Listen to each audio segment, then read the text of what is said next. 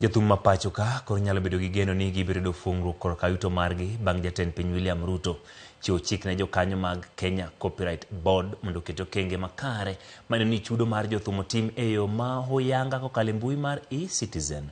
Kaka jafwambo marwa Nyakidi lero, jothum osebedo ka ywak kaluwore gi midhiero ma gikadhe mar ni mibadhi osekwako sekta no e pacho ka.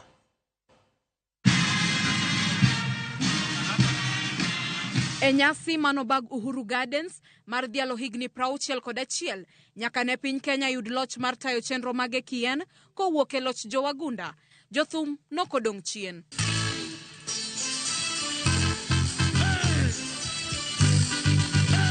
Tok wer kod dusruok kendo moro jopiny kaachiel kod welo e nyasino ne giwuok gi singo kowuok kuom jatend piny William Ruto ni ibiro keto kenge mag neno ni chudo margi otime yo ma huyanga kokalo e yor lony mar e-Citizen.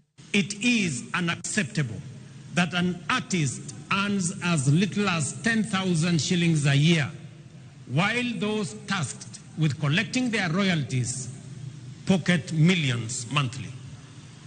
This injustice, ladies and gentlemen, must end.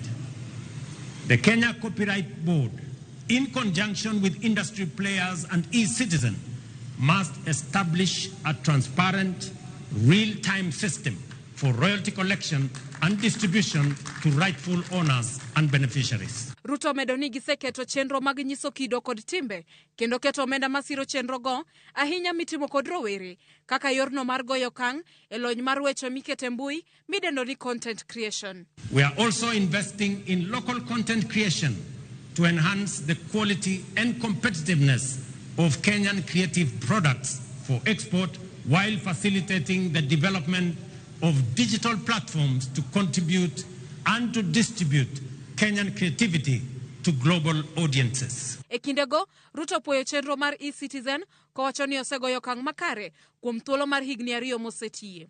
Koloso, Ruto wacho ni chenro mar chudo e yor lony manyasani mar e-Citizen osekelo yot ne sirikand Kenya moloyo to e choko osuru kod duoko chien mibadhi apise sirikal mar ni e-Citizen keto e lai chenro mag piny owacho. We have digitized 20,855 government services, streamlining public service delivery, enhancing transparency and efficiency, eliminating opportunities for corruption, and increasing visibility and mobilization of public revenues. Motelo ne ma, Ruto nogolo siem mager kendo chiwo thuolo mar juma achiel ne kembe sirikal madirom 34 ma oserem keto chenro gi mag chudo e e-Citizen. Moko kuom kembego oting'o mano makeyo teko stima pacho ka Kenya Power, duol marango tije obila IPOA, kachiel kod duol mochung'ne rango nengo mauta pacho ka EPRA e kind mamoko. Jumbe ariyo bang' ma, jang'ad bura Bahati Mwamuye nyochiwo chik machuno kembego timo chudo mage e yorno mar e-Citizen, tok bura manochwal e nyim doho